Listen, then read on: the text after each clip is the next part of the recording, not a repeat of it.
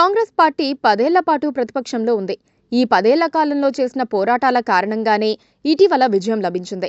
పదవుల పంపిణీలో 10 ఏళ్ల పాటు కష్టపడిన వారికి ప్రాధాన్యం ఇవ్వాల్సి ఉంది. కానీ కాంగ్రెస్ పార్టీలో ఇటీవల ఎన్నికల్లో స్వల్ప తేడాతో ఓడిపోయిన వారిని కూడా పట్టించుకోవటం మానేశారు. వర్కింగ్ ప్రెసిడెంట్ గా ఉన్న జగ్గారెడ్డిని అస్సలు పట్టించుకోవటం లేదు.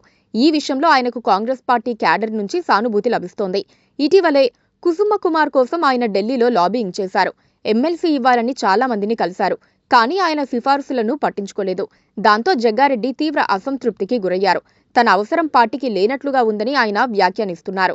ఇప్పుడు జగ్గారెడ్డి మరో కెరియర్పై దృష్టి పెట్టారు. రాజకీయాల్లో పెద్దగా పనేమీ లేకపోవడంతో జగ్గారెడ్డి సినిమాలపై దృష్టి పెట్టారు. ముందుగా తన జీవిత చరిత్రను తెరకెక్కించుకుంటున్నారు.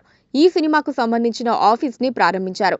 ఇక నుంచి ఈ ఆఫీసే తన అడ్డా అని జగ్గారెడ్డి ప్రకటించారు. తన జీవితం చాలా కింది స్థాయి నుంచి ప్రారంభమైందని, దానికి తగ్గట్లుగానే అన్ని విషయాలు ఉంటాయన్నారు. ఇప్పుడు మొత్తం ఈ సినిమాపైనే దృష్టి పెట్టానని, తన జీవిత చరిత్రలో ఇతరులు కూడా ఉన్నా ఓ కీలక పాత్రను తాను పోషిస్తానని జగ్గారెడ్డి చెబుతున్నారు. జగ్గారెడ్డి సీనియర్ రాజకీయ నేత అయిన తర్వాత వచ్చే సీన్లలో ఆయన రోల్లో ఆయనే నటిస్తారని, యువకుడిగా ఉన్నప్పుడు ఇతర నటులు నటిస్తారు.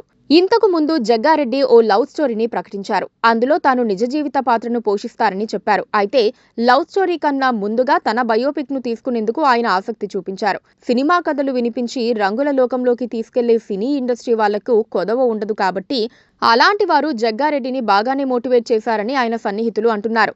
ప్రస్తుతం ఆయన మాట కాంగ్రెస్ లో వినేవారు ఎవరూ లేకపోవడంతో యాక్టివ్ రాజకీయాల విషయంలో అవసరమైతేనే స్పందించాలని అనుకుంటున్నారు. ఈసారి గెలిచి ఉంటే ఉమ్మడి మెదక్ జిల్లా నుంచి మంత్రి అయ్యేవాడినని ఆయన అనుకుంటున్నారు. దామోదర ఉన్నప్పటికీ ఆయనది దళిత కోట అని, తనది సీనియర్ కోట అని ఆయన భావన. జగ్గారెడ్డి తెలంగాణలో డేరింగ్ అండ్ డాషింగ్ లీడర్లలో ఒకరు. 1986లో భారతీయ జనతా పార్టీ తరపున సంగారెడ్డి పురపాలక సంఘం కౌన్సిలర్గా రాజకీయ ప్రస్థానాన్ని ప్రారంభించి 1995లో సంగారెడ్డి పురపాలక సంఘం చైర్మన్ అయ్యారు.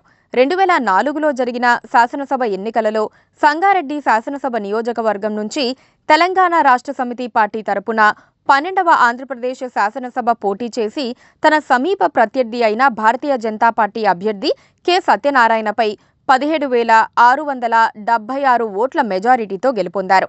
తర్వాత కేసీఆర్ను ధిక్కరించి కాంగ్రెస్ పార్టీలో చేరాడు. 2009లో కాంగ్రెస్ పార్టీ తరపున మళ్లీ గెలిచారు. 2012 నుంచి 2014 మధ్య ప్రభుత్వ విప్గా పనిచేశారు. తెలంగాణ ఉద్యమ సమయంలో సమైక్యాంధ్రకు మద్దతు ప్రకటించి ఓడిపోయారు. 2018 శాసనసభ ఎన్నికలలో సంగారెడ్డి నియోజకవర్గం నుండి కాంగ్రెస్ పార్టీ తరపున పోటీ చేసి టీఆర్ఎస్ అభ్యర్థి చింతా ప్రభాకర్ పై గెలిచారు. కానీ గత ఎన్నికల్లో ఓడిపోవటం, ఎన్నికలకు ముందు రేవంత్ ను తీవ్రంగా విమర్శించటంతో ఆయనకు ప్రాధాన్యత లేకుండా పోయింది. Please subscribe to KTV Telugu. KTV Telugu. KTV Telugu. KTV Telugu channel.